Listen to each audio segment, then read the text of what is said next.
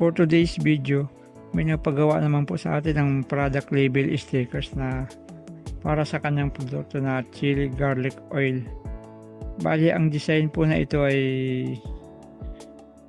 ready-made design po ito at pinakita po sa kanya yung mga design na gawa ko po na chili garlic oil label. So ito po ang napili ng design. Bali, ready-made design na po ito. Inedit ko lang po yung brand name po saka yung cellphone number. Kaya ito po nakagustuhan ng design, so nag-production na po tayo kaagad. Hindi na tayo gumawa ng panibagong design. Bali ito nga po pala ay fit para sa 120 ml na glass jar.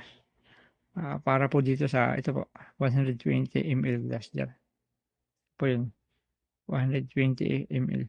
So ngayon naman po ididikit po natin dito sa glass jar niya kung ano ang maitsura ng sticker pag naidikit na po.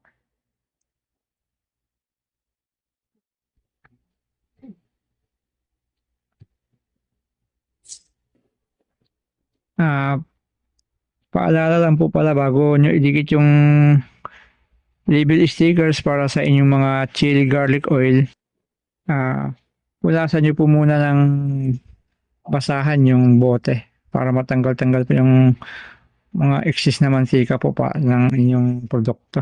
Lalo-lalo po sa mga chicken pastel, mga mamantika po sa mga chili garlic oil.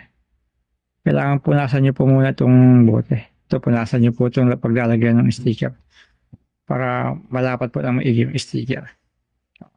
Ito na po yung itsura ng product niya, ng bottle niya. Kung nilagay na po yung sticker na chili garlic oil label.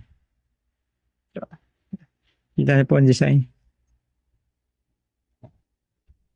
Bali, scratch proof po ito kahit kut-kutin po yan. Kahit kut-kutin po yan, di yung matatanggal yung printed. Para sa gusto mong paggawa ng label stickers para sa inyong produkto, message lamang po sa FB page para pabigyan ko po ng quotation ng inyong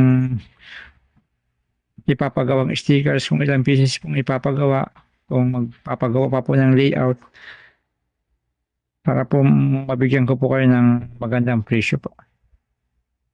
Maraming salamat po sa panonood ng aking video.